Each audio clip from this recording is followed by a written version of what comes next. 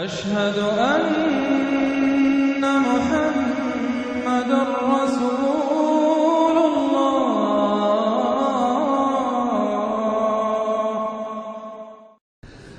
اعوذ باللہ من الشیطان الرجیم. بسم اللہ الرحمن الرحیم. اقرأ بسم ربک الذی خلق خلق الانسان من علق اقرأ وربک الاکرم الذی علم بالقلم علم الانسان ما لم يعلم. صدق اللہ العظیم. رب اشرح لی صدری ویسر لی امری واحلل عقدۃ من لسانی یفقہوا قولی. اس سے پہلے کئی مرتبہ یہ عرض کیا جا چکا ہے کہ حضور پر جو پہلی وحی آئی تقریباً اجماع ہے اس پر کہ وہ یہ 5 آیات ہیں سورہ علق کی. آپ کی عمر شریف جب 40 برس کے لگ بھگ ہوئی، حضرت عائشہ صدیقہ رضی اللہ تعالی عنہ کی ایک روایت میں یہ ساری چیزیں موجود ہیں. تو خلوت گزرنی محبوب ہو گئی، غور و فکر کا غلبہ ہو گیا. پھر آپ غار حرا میں جا کر کئی راتیں کئی دن قیام فرما ہوتے تھے. اور شارحین حدیث کا اس پر اجماع ہے کہ وہاں آپ کیا کرتے تھے؟ کان صفت و تعبدہ فی غار حرا تفکر والاعتبار، غور و فکر، سوچ بچار. اسی میں پھر ایک دن فرشتہ آیا ہے. فرشتے کا آنا اور فرشتہ کیا لے کر آیا جس پر کہ اس نے یہ کہا اقرا، پڑھو.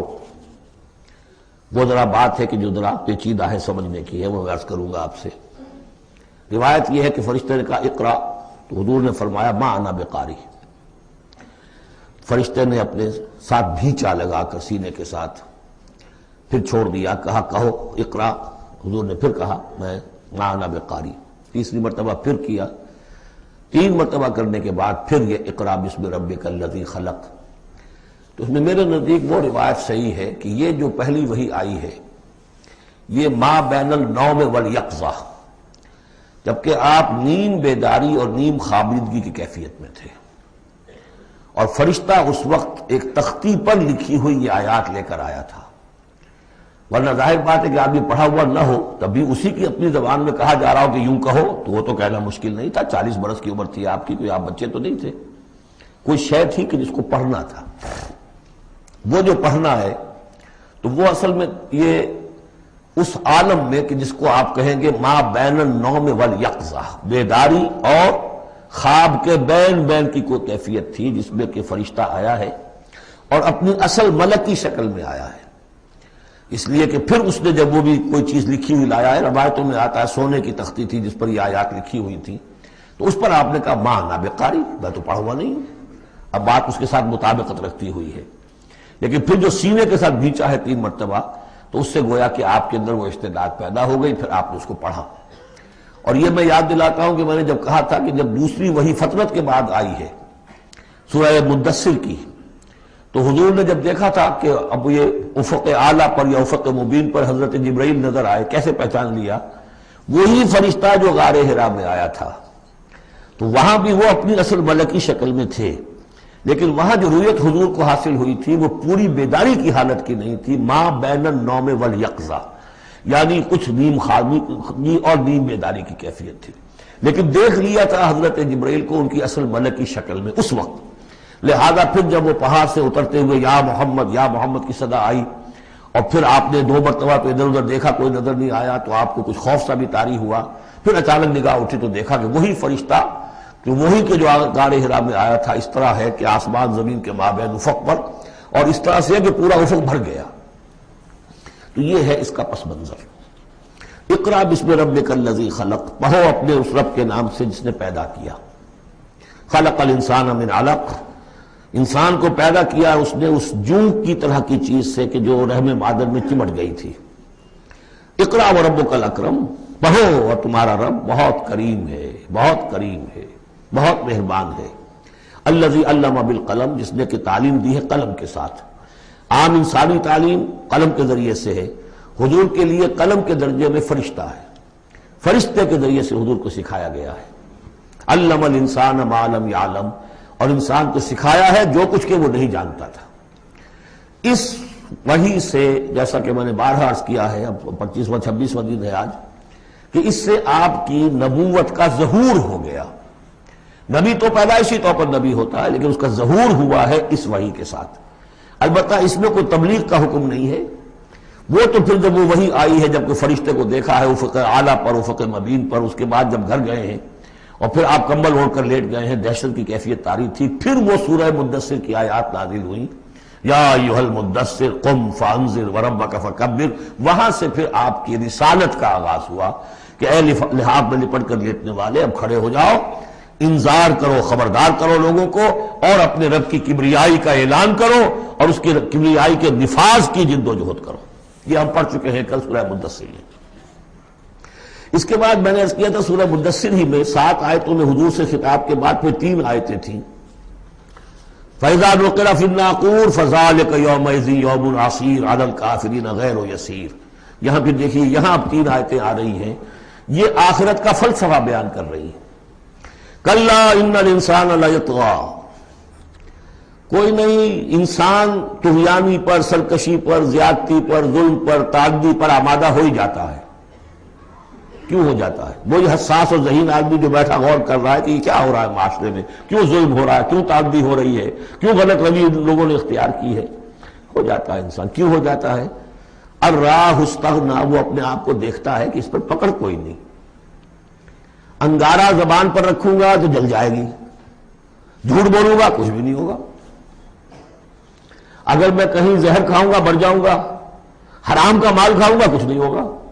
کہ یہ دنیا جو ہے یہ فزیکل لاز پر چل رہی ہے، یہاں مورل لاز جو ہے آپریٹو نہیں ہے۔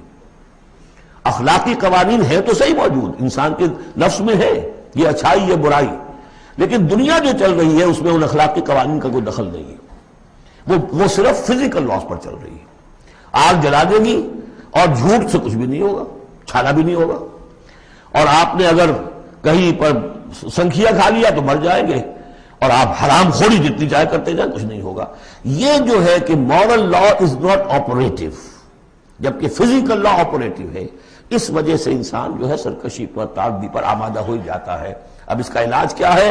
ان الی ربک الرجعی، یہ عقیدہ کہ تمہیں اپنے رب کی طرف لوٹ کر جانا ہے، حساب کتاب ہوگا، جواب دہی ہوگی، یہ یقین اگر دل میں بیٹھ جائے تو سیلف سینسر ہو جائے گا اس کے اپنے اندر، کوئی کام ایسا نہ کروں جس کی جواب دہی نہ کر سکوں، جانا ہے۔ گویا کہ حل جو ہے اس پورے معاملے کا، کسی معاشرے میں اخلاقی زوال آ چکا ہو تو صرف ایک ہے، اور وہ ہے آخرت کا یقین اگر ہوگا کہ ہر چیز کی جواب دہی ہوگی، حساب کتاب ہوگا۔ جس نے کوئی ذرے کے ہم بدل نیکی کمائی ہوگی وہ اس کو موجود پائے گا، اور ذرے کے ہم بدل بدی کمائی ہوگی فمن یعمل مثقال ذرۃ خیرا یرہ ومن یعمل مثقال ذرۃ شرا یرہ۔ جب تک یہ نہیں ہوگا، واقعہ یہ ہے کہ انسان جو ہے ظلم، تعدی، جہاں کہیں بھی ہاتھ پڑ سکتا ہے کوئی نہ کوئی غلط حرکت کرے گا۔ اب اس کے بعد تیسرا حصہ وہاں تھا ولید بن مغیرہ سے متعلق، اور یہاں تیسرا حصہ جو ہے وہ متعلق ہے ابو جہل کے۔ ارایت الذی ینہا، کیا تم نے دیکھا اس شخص کو کہ جو روکتا ہے، عبدا اذا صلی، ہمارے ایک بندے کو جبکہ وہ نماز پڑھتا ہے۔ یہ کچھ ظلم و زیادتی ہوئی ہے 2 مختلف مراحل پر۔ 2 واقعات تو ہمیں ایسے ملتے ہیں کہ حضور کو نماز سے روکا گیا اور آپ کو ایذا پہنچائی گئی اور کوئی غیر معمولی واقعہ نہیں ہوا۔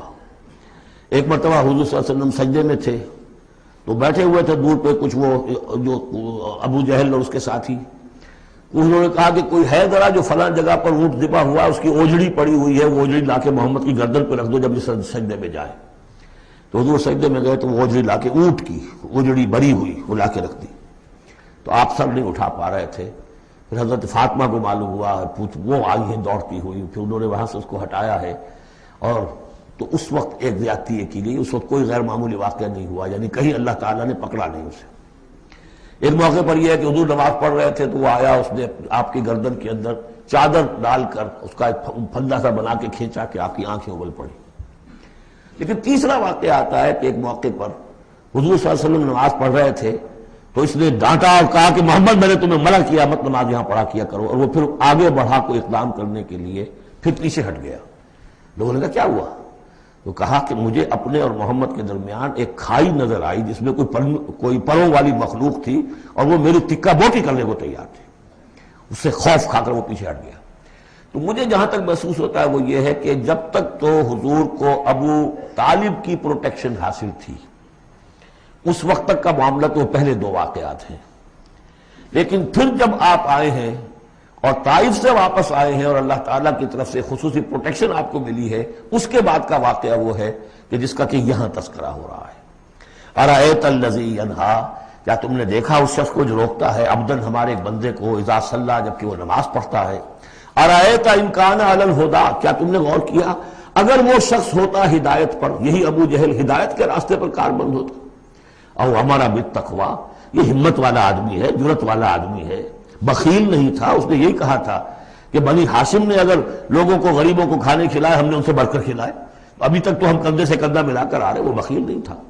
پھر جری تھا، بہادر تھا، میدان جنگ میں گیا ہے، لیڈ کیا ہے لشکر کو اپنے، اور جب گردن کاٹنے لگے تھے تو کہتا تھا نیچے سے کاٹنا تاکہ نیزے کے اوپر چڑھاؤ گے تو معلوم ہو کہ اونچی گردن ہے کسی سردار کی گردن ہے۔ تو یہ چیزیں اس کے اندر تھیں، مرد میدان تھا۔